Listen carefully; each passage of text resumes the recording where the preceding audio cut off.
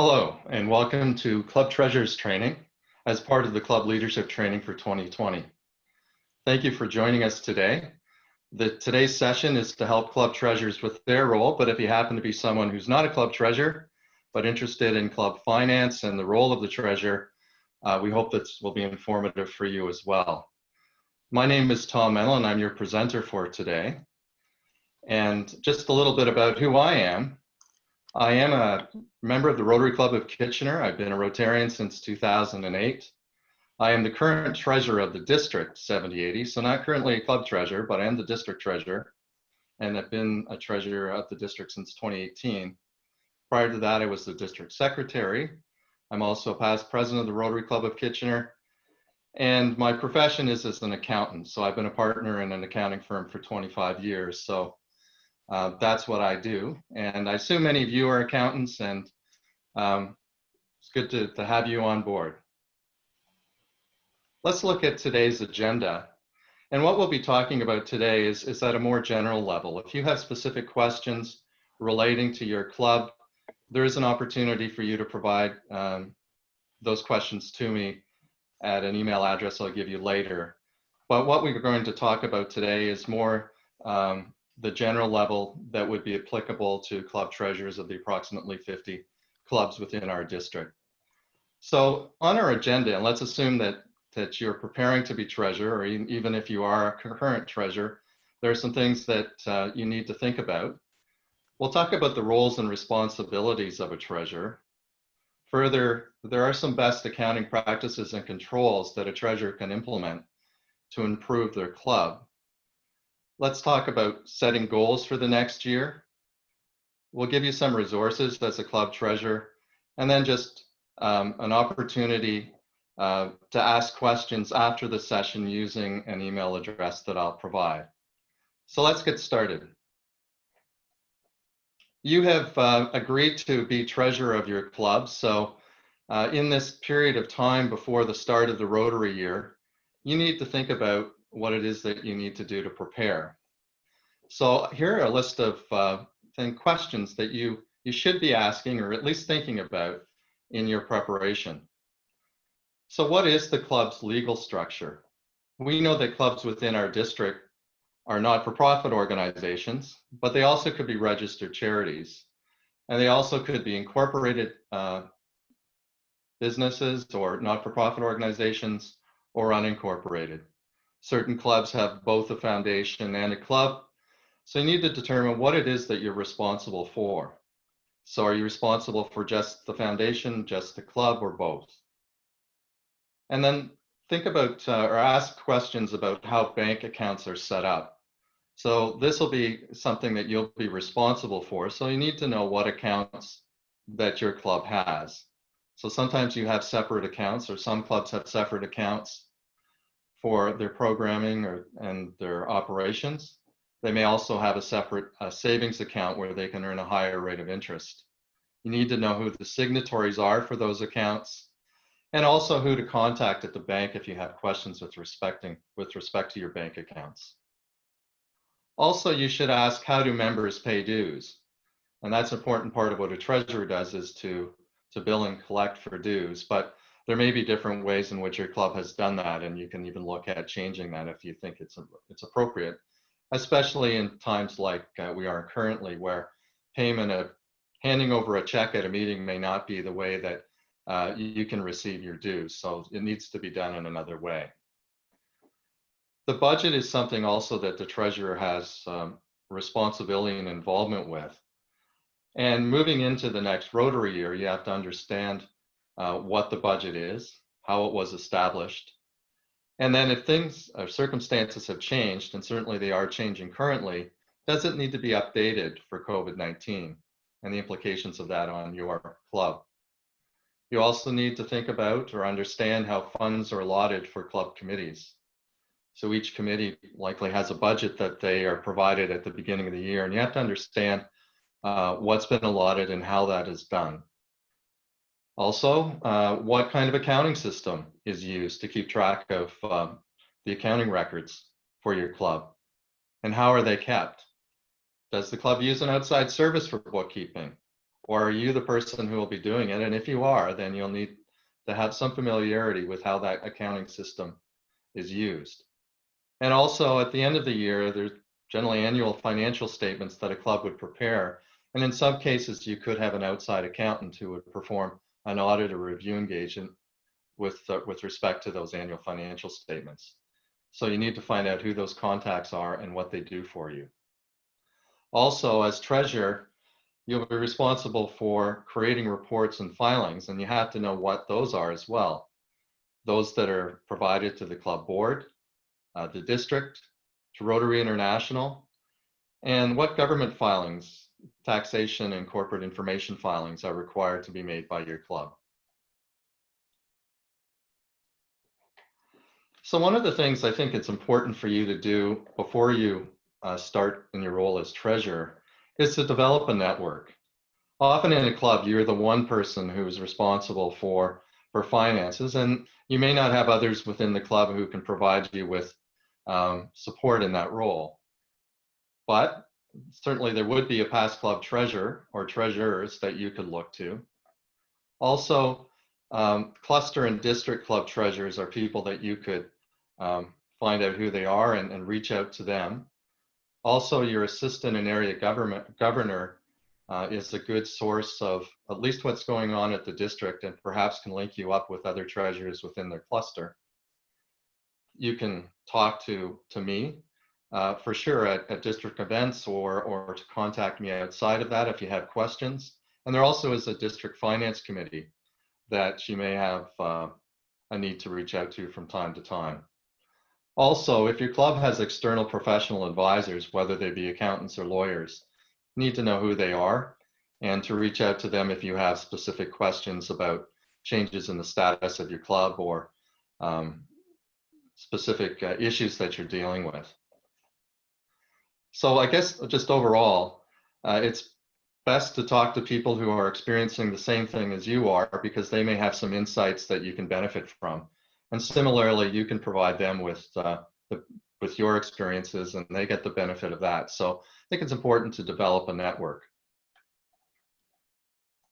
Now let's look at the roles and responsibilities of a treasurer.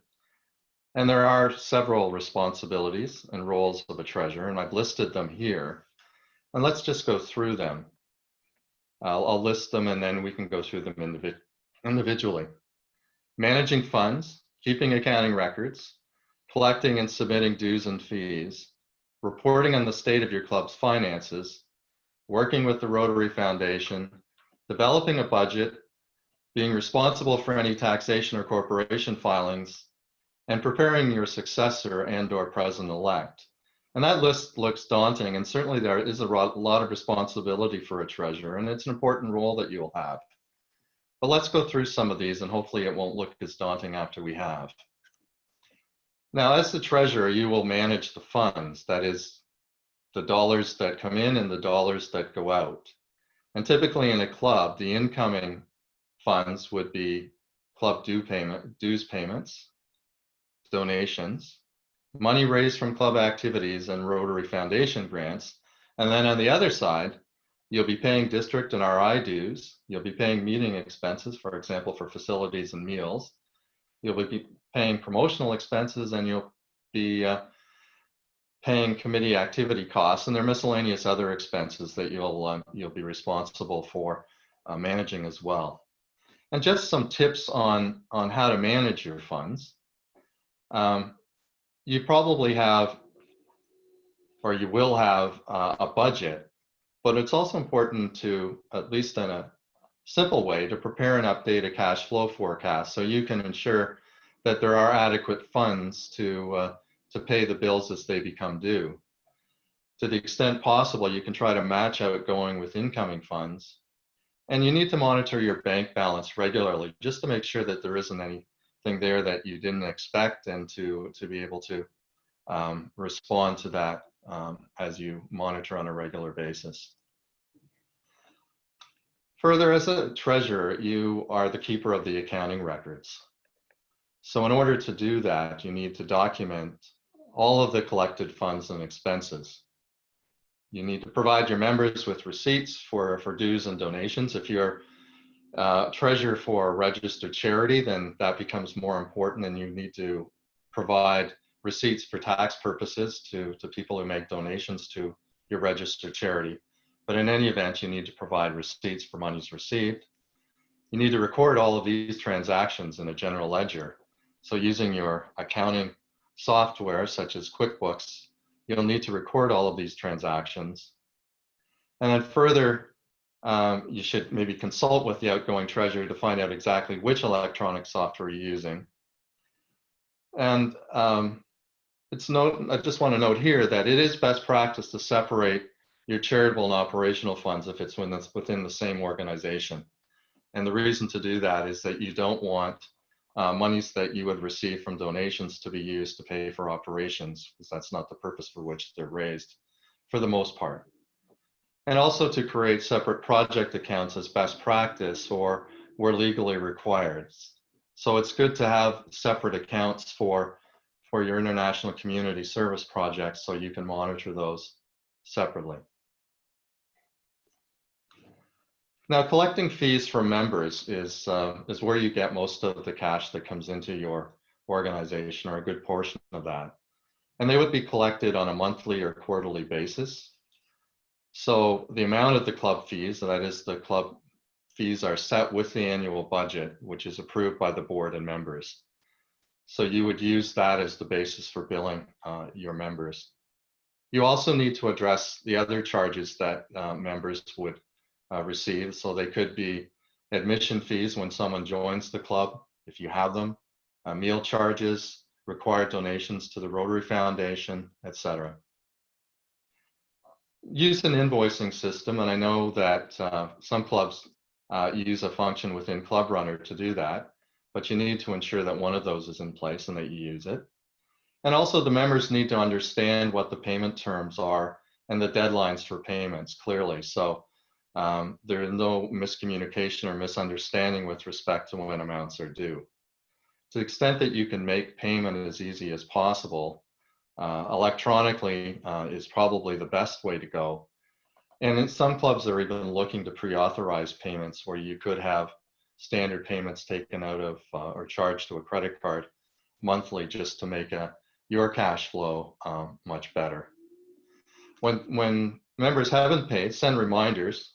I suggest that you do that just on a regular basis. You don't need to make it confrontational in any way, but send reminders to people who haven't paid. And when those amounts are unpaid for a longer period of time, I think you need to ensure that the board or the executive understands the delinquent accounts so that they can follow up if necessary with the member. And it may be reflective of not just an inability to pay, perhaps, but also something that may be going on with respect to that member outside of that. On the other side, the treasurer would pay Rotary International and district dues. And the Rotary International dues are per member dues. They're payable semi-annually on July 1st and January 1st. So you would receive an invoice from Rotary International in advance of those dates with the amounts that are owing.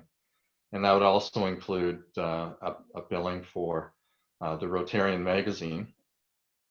Now, you would be billed in US dollars, and your invoice would show what the converted amount is with respect to that. So you can pay in Canadian dollars.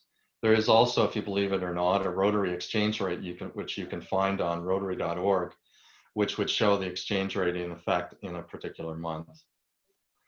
And you can pay these online by credit card if you wish. But note that there are penalties, including termination of clubs for non-payment. Now that's an extreme case, but also need to recognize that the district governor does receive notification of clubs who have been paid, so best not to be on that list. You're also required to pay district dues, and district dues are charged annually. You'll be invoiced once a year, probably in July or August after the beginning of the Rotary year. The charges that that are made are for programs and administration.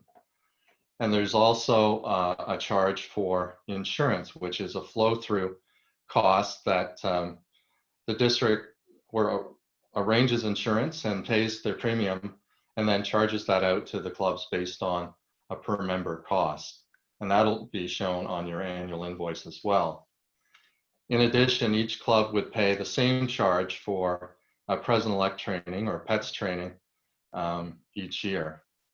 So again, billed annually based on members at July 1st. And just with respect to that, you need to ensure that your club membership information is up to date in both My Rotary and Club Runner, and they are in sync. Now, often that's the responsibility of the club secretary, but nonetheless, if your club membership is not up to date in My Rotary or Club Runner, then you will not be billed for the correct number of members.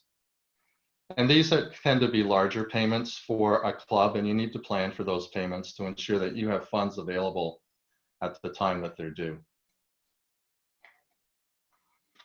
Now, one of the things that as a treasurer you would do is you need to report on club finances. And generally that would consist of monthly reporting to the board at the board meeting, or a finance committee if your club happens to have a finance committee, and then providing regular updates to members, which generally would include a detailed annual update where you would go through the financial results of the club for the year. Now, those results that you prepare would show the performance against budget, both year to date and projected at the monthly board meetings. And your responsibility would be to at least highlight the variances and to some extent explain them or ask for explanations from those people who may be more directly involved with the particular expenditure. And one way to do that is to just review the reports with the president before the board meetings. And it's always best practice to ensure that that information is sent out to members or board members or finance committee members in advance of meetings to allow them to review and have questions available for you at the meeting. Also, as a club treasurer, annual financial statements are prepared, and you would need to coordinate the work, if any, of the external accountant. You may have either an audit or review engagement or a compilation engagement done by an external auditor. Those are just different levels of assurance that the accountant can provide. Now, you also need to understand that if you are an incorporated entity, not-for-profit organization, or you would need to review your incorporation documents to determine what the need is for an audit, and that may be based on the level and nature of revenues that you have, and also the, of course, the incorporation document or the Corporations Act under which you incorporated. In order to make this information most useful, my experience is that it's good to consult with the users or the board as to what format and level of detail you need to present. So they're the ones who will be using the information, so they're probably in the best position to be able to tell you what it is that they require, how much information is useful to them. And again, in order to make comparisons with budget, it's best to ensure that your financial reporting is aligned with the format used for budgeting, so that those comparisons are much more easily made. And also a suggestion, and this is something that I've used in my role as treasurer, is to create a dashboard, which would be just a number of metrics or measures of things happening within the club, some financial and some non-financial, that would be of greatest interest to the board members. So those would obviously be things like, revenues and expenses by category, but perhaps also, number of members and the attendance at meetings, that you may have that information available to you as well. Separate and apart from contributions or that are made, or member dues payments that are made to both Rotary International and the district, as a treasurer, you would be required to make the contributions to the Rotary Foundation. And individuals and clubs can donate to the Rotary Foundation at any time. You can do that online. And the contributions to the Rotary Foundation must be received by June 30th to be credited to the current Rotary year. And often the objectives of club presidents include donations to the foundation. So it is important that if you're using, or if you have goals that are set annually, that you do make sure that the Rotary Foundation receives those contributions by June 30th so that you can be credited within the appropriate Rotary year. Also of note is that there are Rotary Foundation and district grants, which I'm sure you're aware of, that help clubs finance service projects. And then as the treasurer, you would need to work with your club's international services, community service committees, or the equivalent, to make sure that all the requirements are met of those grants. And there is separate training for foundation grants that's available and required for clubs to qualify for Rotary Foundation grants. So someone in your club needs to ensure that that is happening to allow you to qualify. Further, we talked about a budget, and let's talk about developing a budget. And certainly the treasurer is not solely responsible, but is a primary person that would be involved in developing the club's budget for the next year. And you usually would do that in advance of July 1st so that the budget would be in place for the following year. And you would work with the incoming president, the president-elect, in doing that.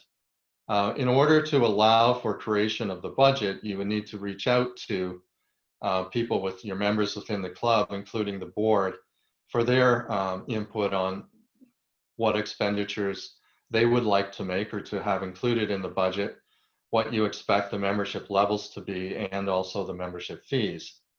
And we note here that it is useful to have a summary of the club's financial history to provide some perspective with respect to that, to the budget setting process.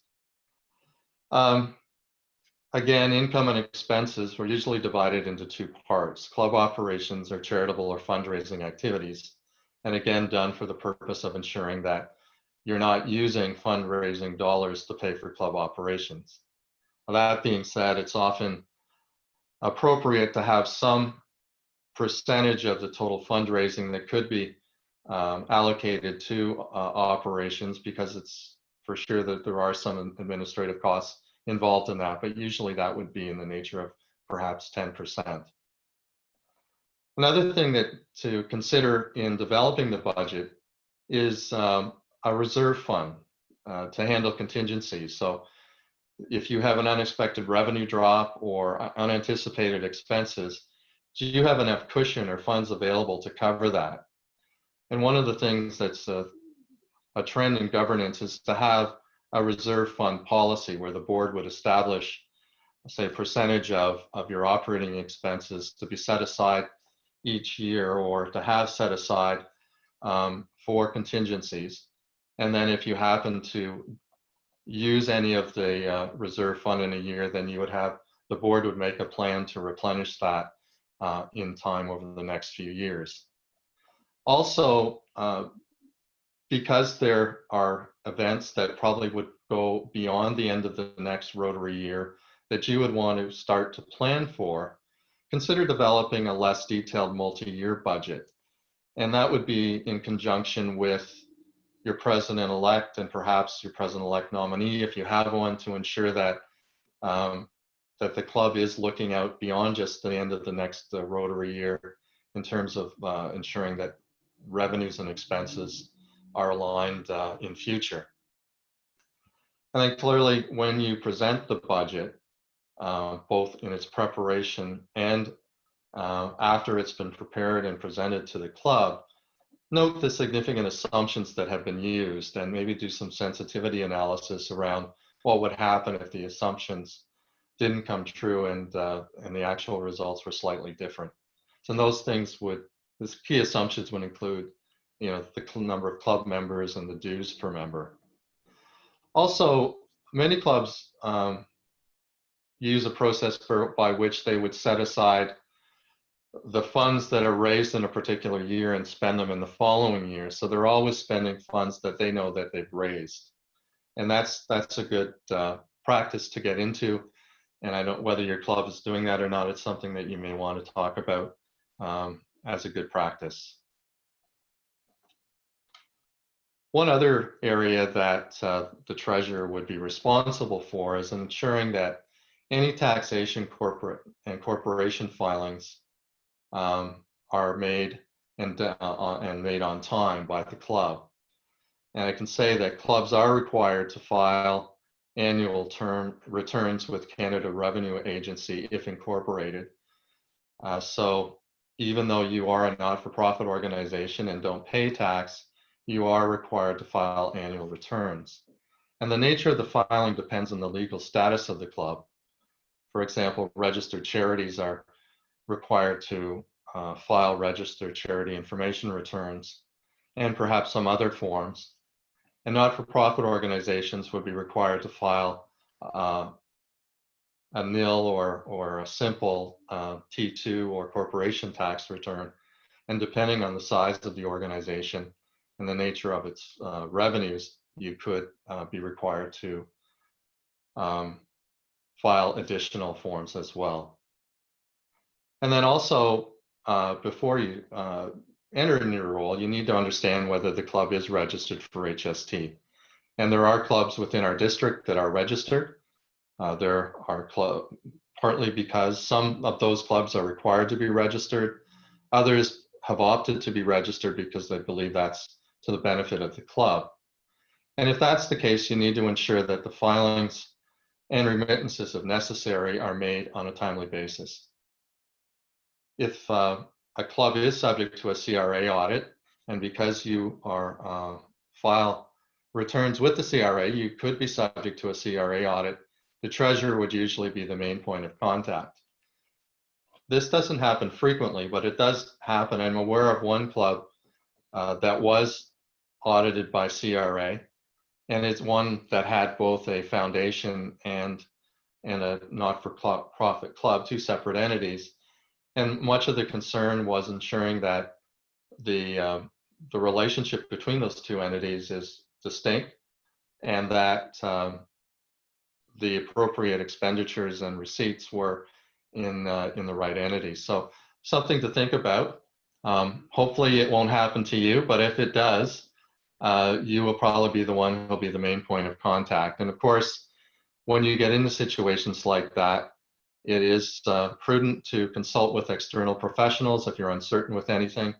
You have professional accountants within your club to talk to them and ensure you up to date, as well as time goes on with any taxation changes or filing requirement changes that happen. One other role, responsibility of the treasurer is to ensure that you prepare your successor. And if you're lucky enough to have a successor, you should ensure that they are prepared. And I say that jokingly, but it is important to identify your successor early. So work with the club executive to identify someone who would take over your role. Your role may have terms, but I always think it's best that there be regular turnover of people in executive positions. When that person is identified, you need to meet and discuss the role with them. You may be the person that convinces them of taking on the role in any event, but you need to meet and discuss the role with them. And then once they're in place, once your successor is identified, involve that person in assisting you prior to the turnover so that they can shadow you for a period of time while they're getting ready to take over as the treasurer. One of the things that it's always important is to document what you do so that if you're not around or someone needs to perform the same role that you are in future without having the benefit of your involvement, that you have a documentation of the financial and accounting processes to guide them. Make sure that all the records are up to date and available for turnover by July 1st, and update banking arrangements where there are changes in executive that need to that result in changes in signatories, and make sure that's done before the July 1st date. And then also, once the person has taken over your role, just make yourself available through the transition to help them. And of course, be positive. It's an important role, but it's also an interesting one, and one that gives you a unique perspective on the operations of the club. So be positive about the role of treasurer. It is an important one. Now let's talk about some of the best financial practices and controls that should be in place in a Rotary Club. And as the treasurer, you would be the one who would be essentially responsible for updating and ensuring that those practices and controls are in place. And it all is part of risk management. And risk management is important not just in the financial area, but in all aspects of the club. But here's a definition of risk management. It's the process of planning, organizing, leading, and controlling an organization's activities to minimize the adverse effects of unintended losses. And as the treasurer, you're probably in the best position to minimize risk and safeguard the club's assets. So it's important that you take this seriously.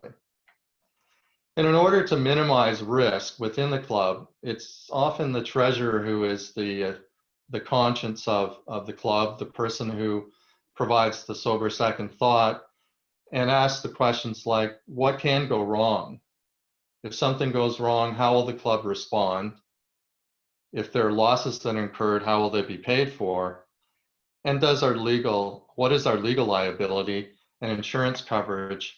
And how does that apply to the losses that may be incurred? So see yourself in that role, and that will be helpful to the club overall in terms of its decision making. Also, of course, there need to be some financial controls in place within a club to ensure that the funds are managed properly, to protect the club from misuse of funds and fraud, and also important that you develop standard procedures to simplify the job of a club treasurer with respect to an understanding that controls need to be in place. So I made a list here of some financial controls, recognizing it. A Rotary Club is a small not-for-profit organization that probably doesn't have a lot of people available to assist with respect to finances. So the controls need to be respectful of that, but nonetheless, there are controls that can be put into place. One of the controls that any organization should have in place is the preparation of monthly bank reconciliations, or at least quarterly bank reconciliations that are reviewed and approved by someone other than the preparer. And the bank reconciliation reconciles the bank balance in the books to the bank balance on your bank statement, and would include such things as outstanding deposit, outstanding checks, and some other reconciling items. And as a reviewer, you would want to ensure that any outstanding deposits have not been outstanding for very long, that there aren't large stale dated checks that are outstanding, and also that there are no large or unusual reconciling items that may cause you to question what's happened within the accounts. Another significant and control that I would recommend should be in place is that there be more than one signature on all checks and withdrawals.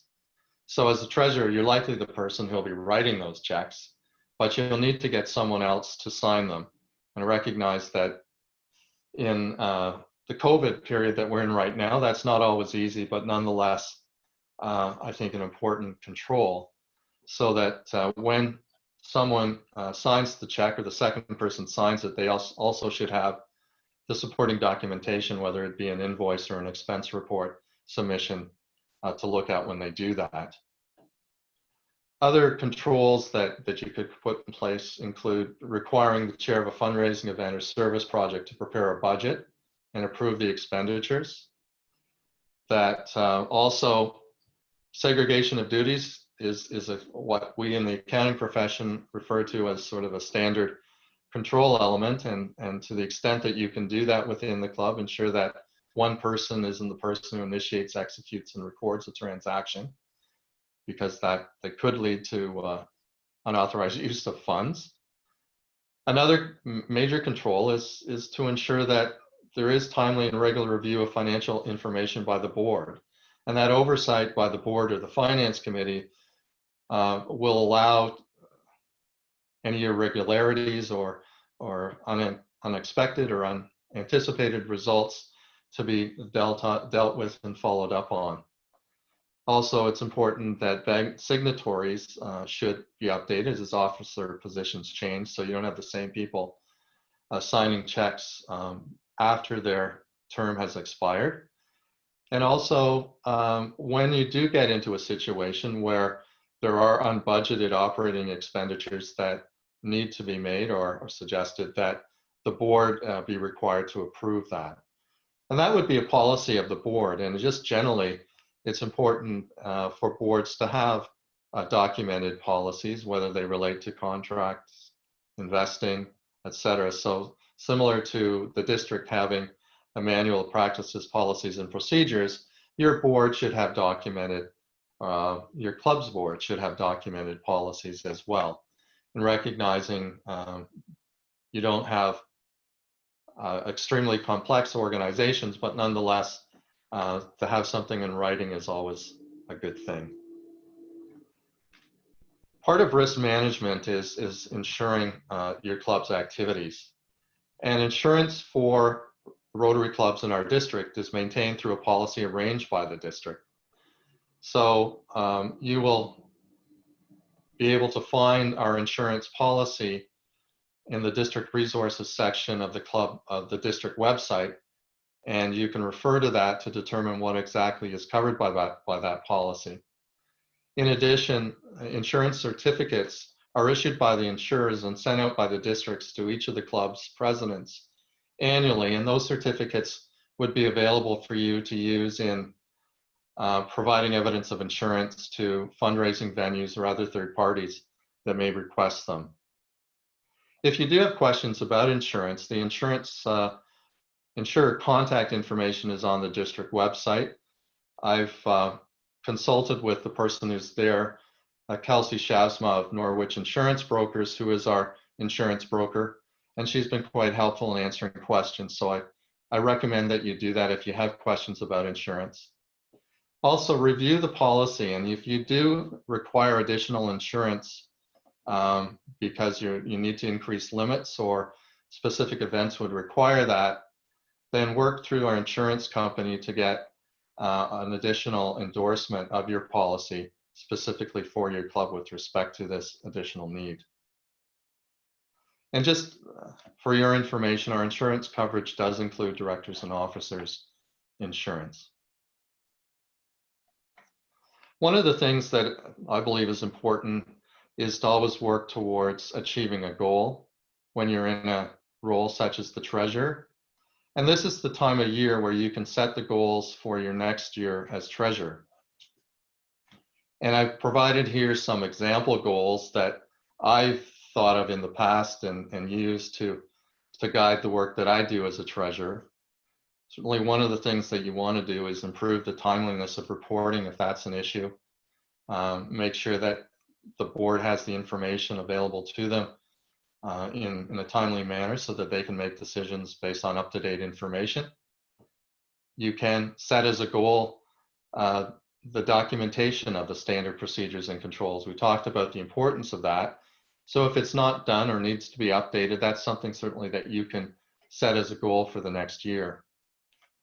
You may want to think or create a monthly reporting template that more adequately addresses the needs of the board members and provides the information in the level of detail that they consider to be appropriate.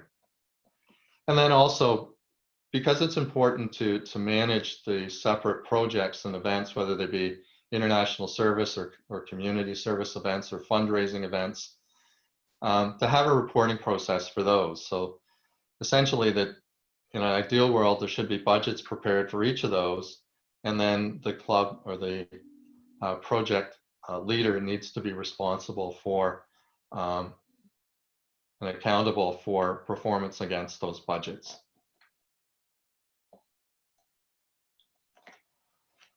There are some resources that are available to you as club treasurer that I want to highlight here that you can go to. There is a club treasurer's manual, and it's available at this link, which is difficult to use when you're seeing this on a video. But nonetheless, if you were to Google the Rotary Club Treasurer's Manual, I think you will find it there, and that can be a helpful guide to you. There's some appendices in there with a budget worksheet and a reporting template that you can use as an example as well. The other resource that I'll point you to is the Learning Center in my Rotary, which does have some Treasurer's online learning. So I suggest that you can go there as well and review the learning that's available in the Learning Center.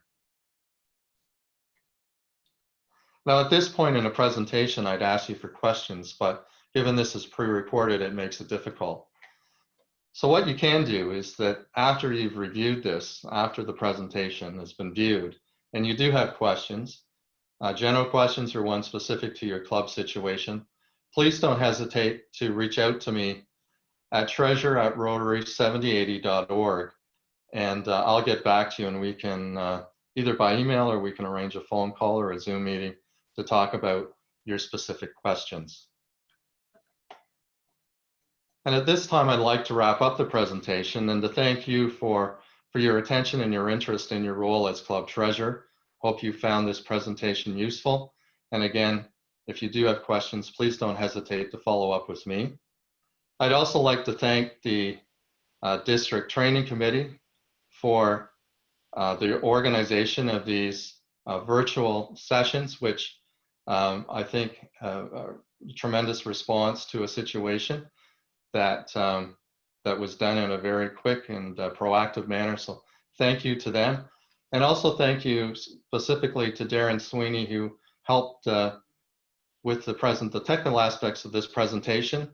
Darren is the webmaster of the district and is now the Zoom master. And thanks very much, Darren, for your help.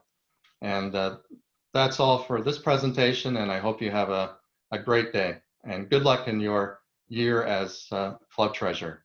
Thank you.